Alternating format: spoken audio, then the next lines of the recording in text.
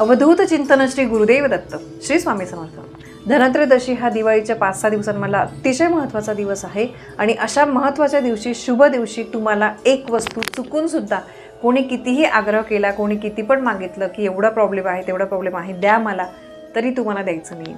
बघा, ही वस्तू जी आहे ती खूप महत्त्वाची आहे आणि कुठली वस्तू आहे, का नाही द्यायची, याबद्दलची माहिती आणि अतिशय महत्त्वाची माहिती मी तुम्हाला आजच्या व्हिडिओमध्ये सांगणार आहे। बघा, सगळ्यात पहिले म्हणजे धनत्रयोदशीच्या दिवशी आपल्याला काय करायचं आहे, तर या दिवशी बघा आपण सकाळीच अगदी अभ्यंग स्नान करून आपण पूजा मांडणी जी आहे ती करणार आहोत आणि संध्याकाळी आपल्याला दीप प्रज्वलन करायचं आहे।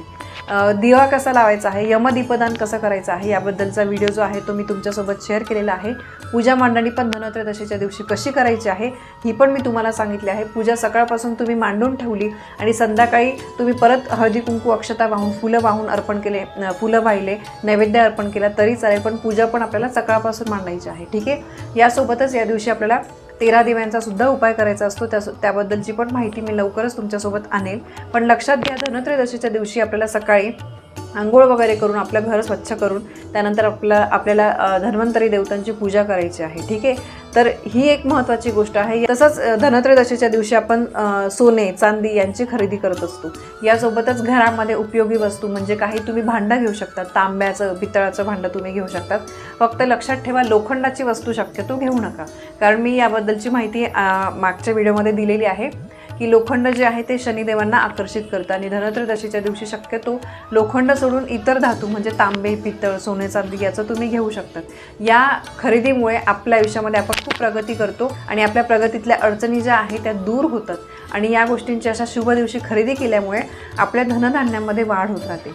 याशिवाय सगळ्यात महत्त्वाचं म्हणजे धनत्रयोदशीच्या दिवशी आपल्याला झाडूची खरेदी करायची आहे। झाडू माता लक्ष्मी स्वरूप असतो आणि तो दिवाळीला आपण जो लक्ष्मीपूजनाला पूजणार आहे झाडू, तो तुम्ही धनत्रयोदशीच्या दिवशीच घ्या। सगळ्यांना मी हट्ट करून सांगेल की तुम्ही आधी घेतला असेल तरी तो ठेवून द्या। बघा, झाडू ही लागणारी गोष्ट आहे, आपल्याला वर्षभरामध्ये 2 झाडू सहज लागतात, तर तुम्ही आधी घेतला असेल तर तुम्ही धनत्रयोदशीच्या दिवशी अजून एक घ्या आणि त्याची लक्ष्मीपूजनला तुम्ही पूजा करा। याचं खूप महत्त्व आहे, याचा एक सेपरेट व्हिडिओ पण मी तुमच्यासोबत शेअर केलेला आहे। आणि आता महत्त्वाची गोष्ट म्हणजे धनत्रयोदशीच्या दिवशी आपल्याला कोणाला काय द्यायचं नाही आहे, तर ती वस्तू आहे म्हणजे धने। आपण धनत्रयोदशीच्या दिवशी धन्वंतरी देवतांची पूजा करणार आहे आणि त्यांना आपण धने आणि गुळाचा नैवेद्य दाखवणार आहे। ठीक आहे, धने जे आहे ते धनस्वरूप असतात। लक्ष्मीपूजनाच्या दिवशी सुद्धा धने आणि गुळाचा नैवेद्य दाखवला जातो। यासोबतच धने जे आहे हे धनत्रयोदशीच्या दिवशी सुद्धा त्याचा नैवेद्य दाखवल्याशिवाय धनत्रयोदशीची पूजा ही अपूर्ण असते। तर धन्यांना खूप महत्त्व आहे। तुम्ही धनत्रयोदशीच्या दिवशी कोणालाही धने देऊ नका। आता काही जण विचारू शकतात, ताई मग आपण दुकानातून आणतो, मग कसं चालतं? हे बघा, आपण दुकानात जातो, तिथे आपण पैसे देतो आणि मग ते धने आणत असतो। धनत्रयोदशीच्या दिवशी धने हे खरेदी करायचे असतात, दुकानात जाऊन आणणं वेगळं।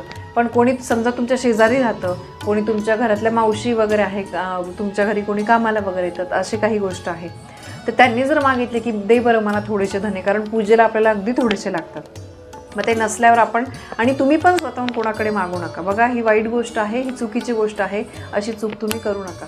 धने जे आहे ते धनत्रयोदशीच्या दिवशी तुम्हाला कोणाला द्यायचे पण नाही आहे आणि कोणाकडून तुम्हाला घ्यायचे पण नाही आहे। शेजारी पाजारी कुठेही नाही आणि दुकानात जरी तुम्ही आणले तरी आपण तिथे पैसे देऊन आणत असतो, त्यामुळे ती गोष्ट वेगळी आहे। आणि त्यांचं किराणा दुकान असतं, तिथे ते 100 गोष्टी विकतात, तर त्यामुळे त्यांच्यासाठी ही गोष्ट वेगळी आहे।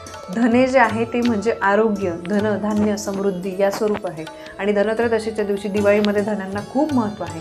तुम्ही बघा, आपल्या घरातले जे मोठे लोक आहेत, तुमचे आजी बाबा वगैरे कोणी असतील, तर त्या मोठ्या लोकांना तुम्ही विचारून बघा, पूर्वीपासून या गोष्टीला खूप महत्त्व आहे आणि तुम्हाला पटलं तर नक्की ही गोष्ट तुम्ही लक्षात घ्याल अशी मी अपेक्षा करते। कारण बघा, काही गोष्टी ना कोणी सांगण्यापेक्षा जेव्हा तुम्हाला स्वतःवर मग ती वेळ येते, अनुभव तुम्ही यायला लागतात, तर त्यावेळेस मग जास्त आपल्याला आठवतं की नाही, असं असं आपण केलं होतं, हे नव्हतं करायला पाहिजे, किंवा हे केल्यामुळे आत्ता असं चांगली गोष्टी घडलेली आहे। तर ह्या गोष्टी तुम्हाला पटल्या तर नक्की तुम्ही मनापासून कराल आणि मनापासून पटत असतील तर नक्की करा। या उपायाने काय होतं, हे काही नियम जर आपण अमुक एक दिवशी पाळले ना, तर मग आपल्यावरच वाईट संकट, दुःख जे आहे ते येत नाही।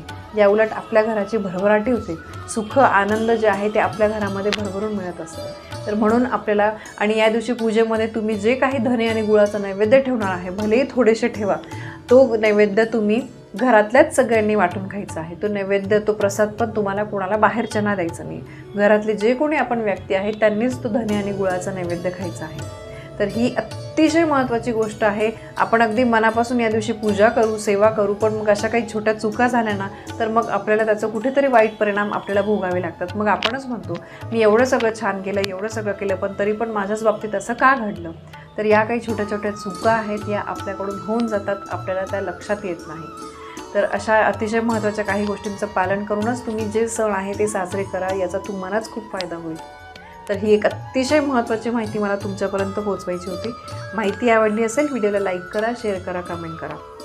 पुन्हा भेटूया अशा एका नवीन माहितीसोबत. तोपर्यंत श्री स्वामी समर्थ.